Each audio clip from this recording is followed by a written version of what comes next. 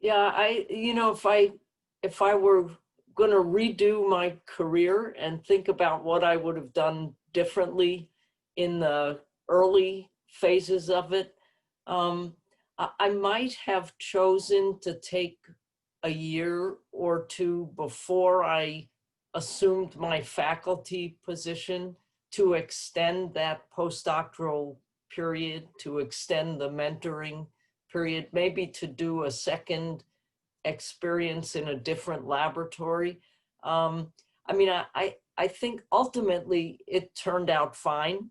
And the reason it turned out fine was I was fortunate enough to find mentors during my assistant professorship, for whom I almost was a postdoc, but from my own laboratory, people that were very generous with their advice and their time. But it might have been easier if I hadn't had to piece that together, if it had been an explicit postdoctoral fellowship. Right, but sometimes easy or easier isn't always the best path, right? I mean, Well, I think it was more fun for me because there were the challenges that I could then try to figure out how to solve.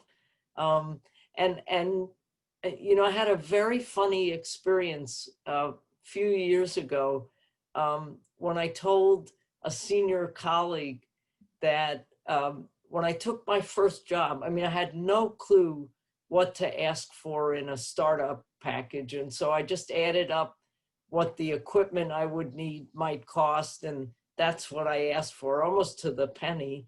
And the space I occupied was about 300 square feet, and it had tweed carpeting on the floor that had fibers that got stuck in the HEPA filters of the laminar flow hood that I bought. Um, and I didn't even think to ask. I assumed every building had distilled water in it, but this one didn't, and I had to go across a bridge to get it from the next building.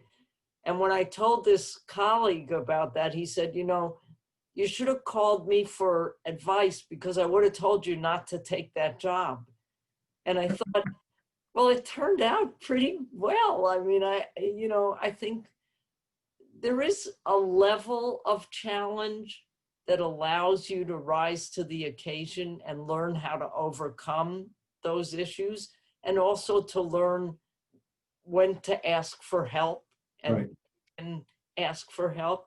And those were valuable lessons. I Yeah, think there's a point beyond that where it gets so difficult that it becomes an impediment. And right. finding that sweet spot is really important.